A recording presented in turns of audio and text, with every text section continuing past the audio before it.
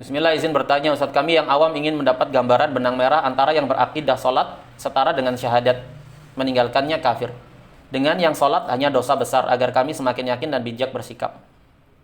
Jadi begini, permasalahan meninggalkan sholat, yang pertama, dia perkara yang telah disepakati ijma' di kalangan para sahabat dan tabi'in. Yang kedua, dalil-dalil yang menunjukkan yang demikian itu jelas. Nabi SAW mengatakan, Al-ahdu alladhi bainana wa bainahum as-salah, faman taraka faqad kafar.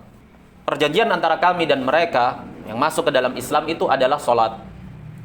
Maka siapa yang meninggalkannya sungguh dia telah kafir.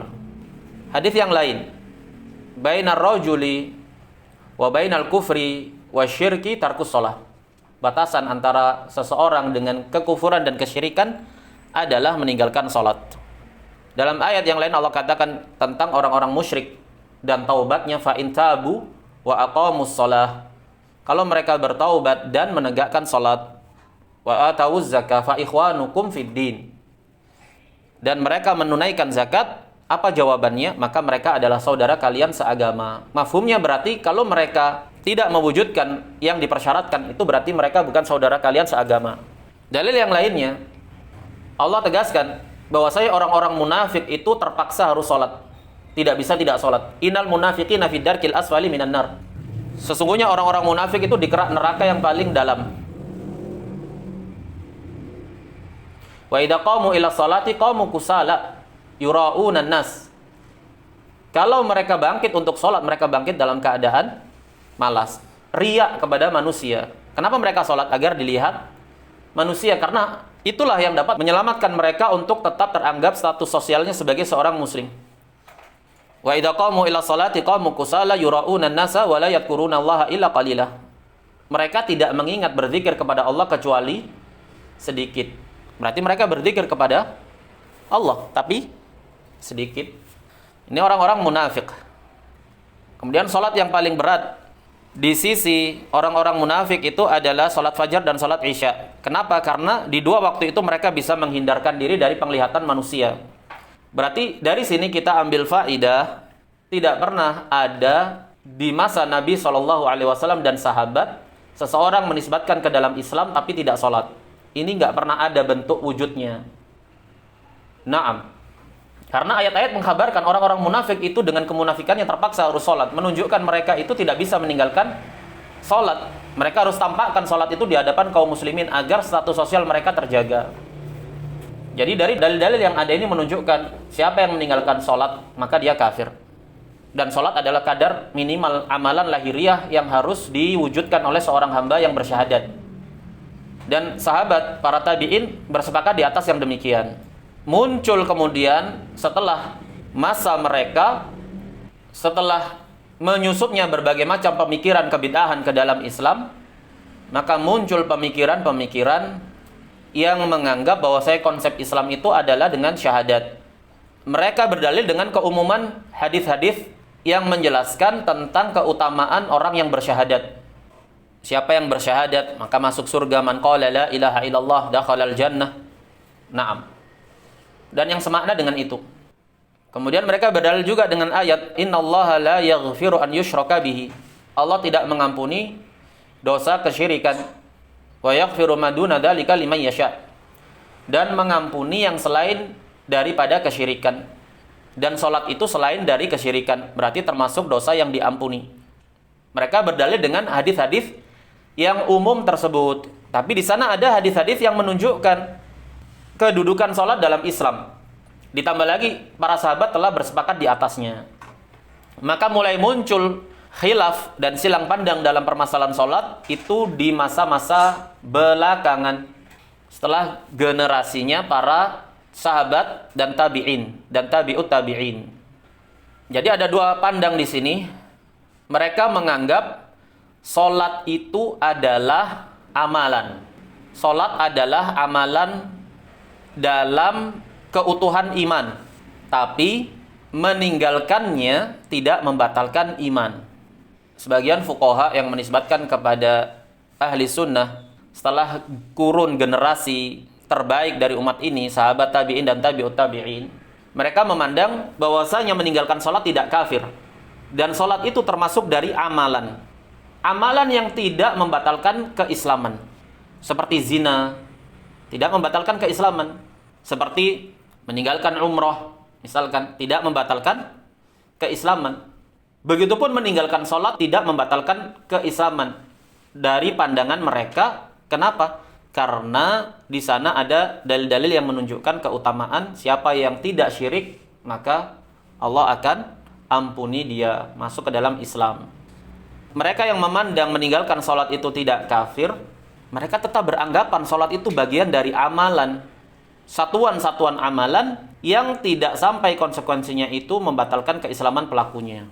Ini kelompok pertama, fuqaha ahli sunnah.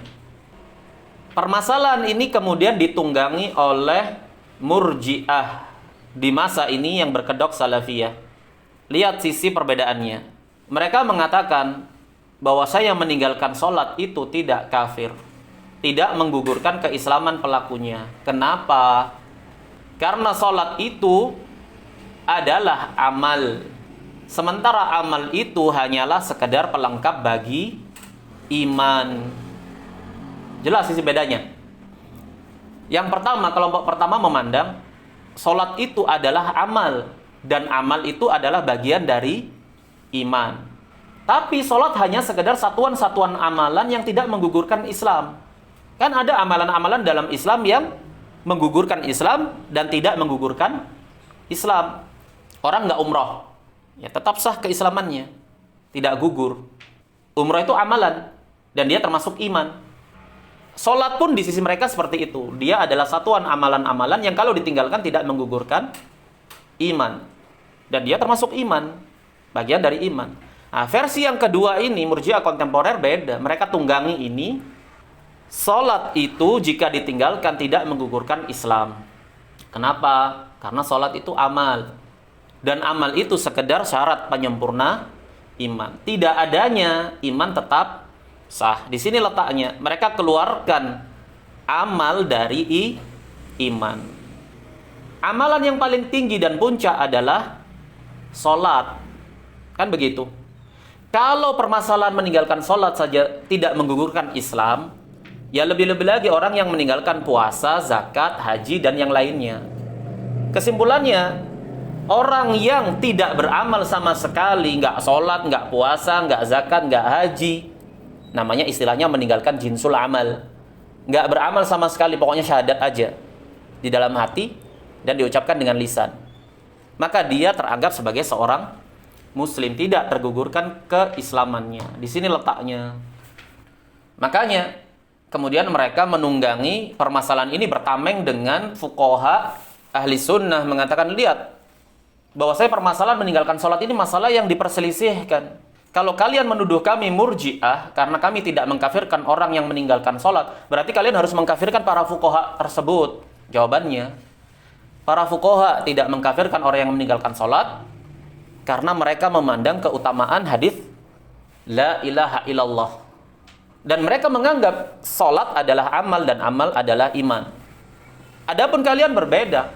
Kalian menganggap orang yang tidak sholat itu tidak kafir karena kalian menilai sholat hanyalah amalan dan amalan itu sekedar pelengkap iman. Kan beda. Dasarannya sudah berbeda. Begitu.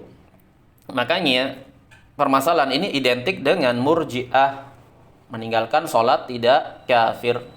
Naam, semoga semakin yakin dan bijak dalam bersikap.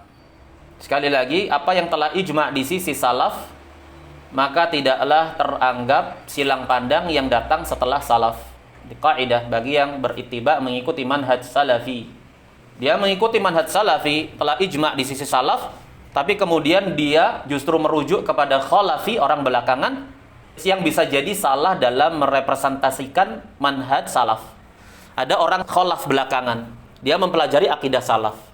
Kemudian dia pahami akidah salaf tersebut berdasarkan apa yang dia pahami. Kita tidak boleh menggantungkan pemahaman kita dalam mengikuti akidah salaf kepada sosok individu belakangan ini. Individu dari kalangan khalaf.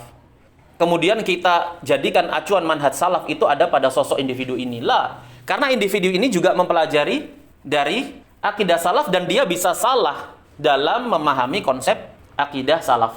Bermakna pijakan utama tetap apa yang telah ijma' disepakati secara ijma' sebagai sebuah akidah di kalangan salafus soleh. Jadi individu generasi belakangan yang menisbatkan kepada akidah salaf ditimbang cocok gak dia dengan akidah salaf. Kalau cocok kelas.